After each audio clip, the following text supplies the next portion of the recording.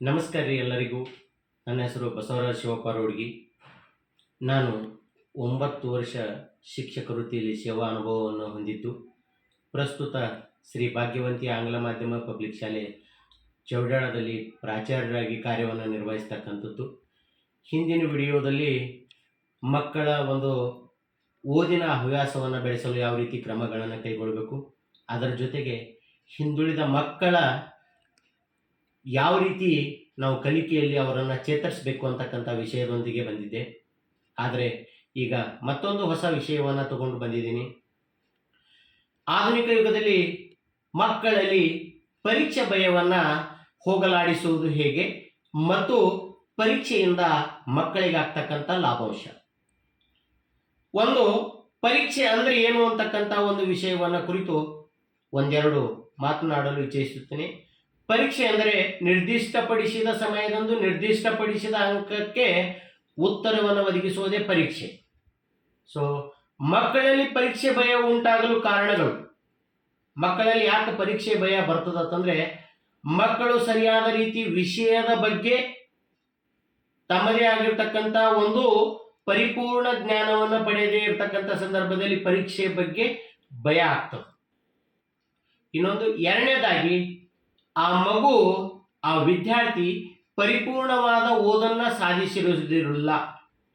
ಹೀಗಾಗಿ ಪರೀಕ್ಷೆಯ ಬಗ್ಗೆ ಭಯವನ್ನು ಬರಲಿಕ್ಕೆ ಸಾಧ್ಯ ಆಗ್ತದೆ.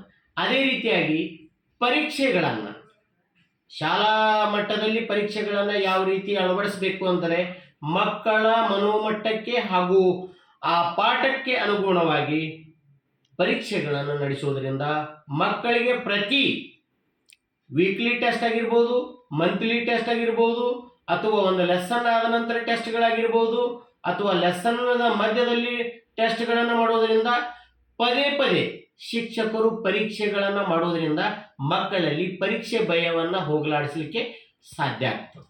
ಸೊ ಅದೇ ರೀತಿಯಾಗಿ ಇವತ್ತು ಏನು ಹೇಳಲಿಕ್ಕೆ ಬಂದಿದ್ದೀನಪ್ಪ ಅಂತಂದರೆ, ಸೊ ಮಕ್ಕಳು ಪರೀಕ್ಷೆಯನ್ನು ನಿರ್ಭಯವಾಗಿ ಹೇಗೆ ಎದುರಿಸಬೇಕು ಅಂತಕ್ಕಂಥ ಒಂದು ಪ್ರಶ್ನಾತೀತವಾಗಿರ್ತಕ್ಕಂಥ ಒಂದು ಪ್ರಶ್ನೆ. ಆಧುನಿಕ ಯುಗದಲ್ಲಿ ಈ ಪರೀಕ್ಷೆಗಳು ಹಬ್ಬದಂತೆ ಆಚರಣೆ ಮಾಡಲು ಮಕ್ಕಳ ಮನೋಮಟ್ಟ, ಮಕ್ಕಳ ಒಂದು ಮನಸ್ಥಿತಿಯನ್ನು ನಾವು ಶಿಕ್ಷಕರು, ಪಾಲಕರು ಹಾಗೂ ಪೋಷಕರು ಮತ್ತು ಶಾಲಾ ಆಡಳಿತ ಮಂಡಳಿ ಯಾವ ಕ್ರಮಗಳನ್ನು ಕೈಗೊಳ್ಳಬೇಕಾಗಿದೆ ಅಂತಕ್ಕಂಥದ್ದನ್ನು ನಾವು ಮನಗಾಣಬೇಕಾಗಿರ್ತಕ್ಕಂಥ ಒಂದು ವಿಚಾರ. ಸೊ ಪ್ರಮುಖವಾಗಿ ಈ ಪರೀಕ್ಷೆಗಳ ಮೂಲಕ ಮಕ್ಕಳಿಗೆ ತಾಳ್ಮೆ, ಶಿಸ್ತು, ನಾಯಕತ್ವ ಪಾಠವನ್ನು ತಿಳಿಸಿಕೊಳ್ಳಲಿಕ್ಕೆ ಸಾಧ್ಯ ಅದ. ಅದೇ ರೀತಿಯಾಗಿ ವಿದ್ಯಾರ್ಥಿಗಳು ತಮ್ಮ ಅಧ್ಯಯನಕ್ಕೆ ಹೇಗೆ ಸಾಮರ್ಥ್ಯರಾಗಿದ್ದಾರೆ ಎಂಬುದರ ಬಗ್ಗೆನೂ ಕೂಡ ಅಲ್ಲಿ ತೀರ್ಪನ್ನು ಕೂಡ ನಾವು ಒದಗಿಸಲಿಕ್ಕೆ ಸಾಧ್ಯ ಅದ. ಪ್ರತಿ ಪರೀಕ್ಷೆ ಆದ ನಂತರ, ಪ್ರತಿ ಪರೀಕ್ಷೆಯಾದ ನಂತರ ಪರೀಕ್ಷೆಗಳನ್ನು ಮಾಡೋದರಿಂದ, ಪ್ರತಿ ಪಾಠದ ನಂತರ ಪರೀಕ್ಷೆಗಳನ್ನು ಮಾಡೋದರಿಂದ, ಪರೀಕ್ಷೆ ಮೇಲೆ ಪರೀಕ್ಷೆ ಮಾಡೋದರಿಂದ ಮಗುವಿಗೆ ಆತ್ಮಸ್ಥೈರ್ಯ ಹೆಚ್ಚಿಸಲಿಕ್ಕೆ ಸಾಧ್ಯ ಆಗ್ತದೆ ಅಂತಕ್ಕಂಥದ್ದನ್ನು ಹೇಳಬಹುದು. ಸೊ ಅದೇ ರೀತಿಯಾಗಿ ವಿದ್ಯಾರ್ಥಿಗಳು ಪರೀಕ್ಷೆಗಳನ್ನು ಸಕಾರಾತ್ಮಕವಾಗಿ ತೆಗೆದುಕೊಳ್ಳಬೇಕು. ಇದರಿಂದ ಸಕಾರಾತ್ಮಕವಾಗಿ ಪ್ರಯೋಜನಗಳೊಂದಿಗೆ ಆ ಮಗು ಪರೀಕ್ಷೆಯನ್ನು ಪರಿಗಣಿಸಿದ್ದಾದರೆ ಅದು ಅವರ ಸ್ವಯಂ ಅಭಿವೃದ್ಧಿ ಹಾಗೂ ಅವರ ಜ್ಞಾನವನ್ನು ಹೆಚ್ಚಿಸಲಿಕ್ಕೆ ಸಾಧ್ಯ ಆಗ್ತದೆ ಅಂತಕ್ಕಂಥದ್ದು ಕೂಡ ಇಲ್ಲಿ ಹೇಳಬಹುದು. ವಿದ್ಯಾರ್ಥಿಗಳು ಪರೀಕ್ಷೆಯನ್ನು ಯಶಸ್ವಿ ಹೆಂಗಾಗಬೇಕು ಅಂತಕ್ಕಂಥ ಒಂದು ವಿಚಾರವನ್ನು ಇಟ್ಕೊಂಡು ಇಲ್ಲಿ ಹೇಳ್ತೀನಿ. ವಿದ್ಯಾರ್ಥಿಗಳು ಕಠಿಣ ಪರಿಶ್ರಮ ಮತ್ತು ಅತ್ಯುತ್ತಮ ಪ್ರದರ್ಶನ ನೀಡಿದರೆ ಪರೀಕ್ಷೆ ಕಾರ್ಯಕ್ಷಮತೆ ಬಗ್ಗೆ ಒಂದು ಜಾಗರೂಕತೆಯನ್ನು ಉಂಟಾಗ್ತದೆ. ಪರೀಕ್ಷೆಯನ್ನು ಯಾವ ರೀತಿ ಆನಂದದಾಯಕವಾಗಿ ಪರೀಕ್ಷೆಗಳನ್ನು ಎದುರಿಸಬೇಕು ವಿದ್ಯಾರ್ಥಿಗಳು. ಸೊ ಅದನ್ನು ಎದುರಿಸ್ಬೇಕಂದ್ರೆ ವಿದ್ಯಾರ್ಥಿಗಳು ಮುಂಚಿತವಾಗಿ ಆ ಪರೀಕ್ಷೆಯ ಬಗ್ಗೆ ಪೂರ್ವ ಜ್ಞಾನವನ್ನು ಪಡೆದುಕೊಂಡಿರಬೇಕು ಅಂತಕ್ಕಂಥದ್ದು ಪ್ರತಿ ವಿದ್ಯಾರ್ಥಿಯು ಕೂಡ ಇಲ್ಲಿ ತಿಳಿದುಕೋಬೇಕಾಗಿರ್ತಕ್ಕಂಥ ಒಂದು ಅಂಶ.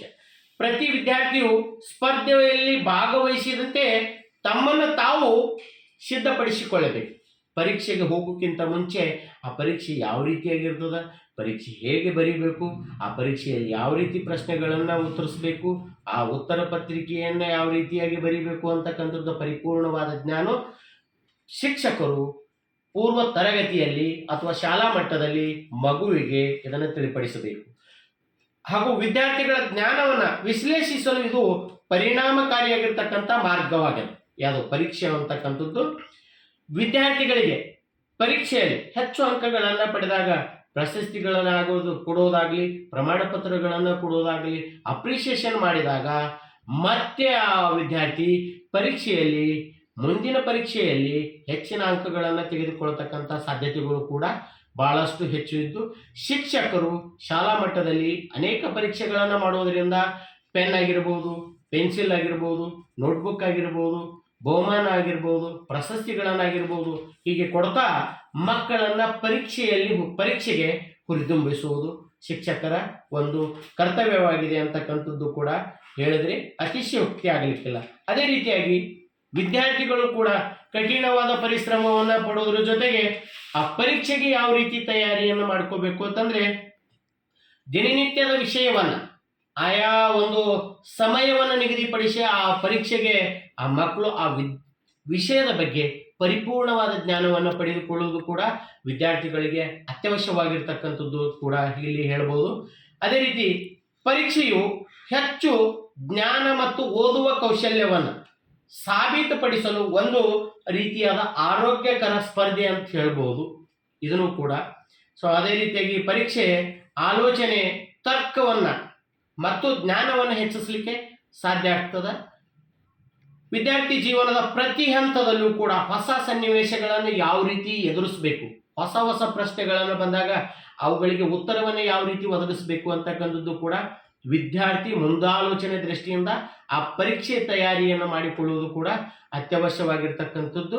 ಮೊದಲು ವಿದ್ಯಾರ್ಥಿಗಳು ಆ ಪರೀಕ್ಷೆ ಬಗ್ಗೆ ತಿಳುವಳಿಕೆ ಮತ್ತು ಗ್ರಹಿಸಿಕೊಳ್ಳುವಂಥ ಒಂದು ಸಾಮರ್ಥ್ಯವನ್ನು ಬೆಳೆಸ್ಕೋಬೇಕು. ಇದರಿಂದ ಮಕ್ಕಳಲ್ಲಿ ಸಂಪೂರ್ಣವಾಗಿರ್ತಕ್ಕಂಥ ಪರೀಕ್ಷೆಯ ಭಯವನ್ನು ಹೋಗಲಾಡಿಸಲಿಕ್ಕೆ ಸಾಧ್ಯ ಇದೆ ಅಂತಕ್ಕಂಥದ್ದನ್ನು ಹೇಳಬಹುದು. ಅದೇ ರೀತಿ ನನ್ನ ಒಂದು ಈ ಪುಟ್ಟ ಪ್ರಯತ್ನವನ್ನು, ಸಣ್ಣ ಪ್ರಯತ್ನವನ್ನು ಮಾಡ್ತಾ ಇದ್ದೀನಿ.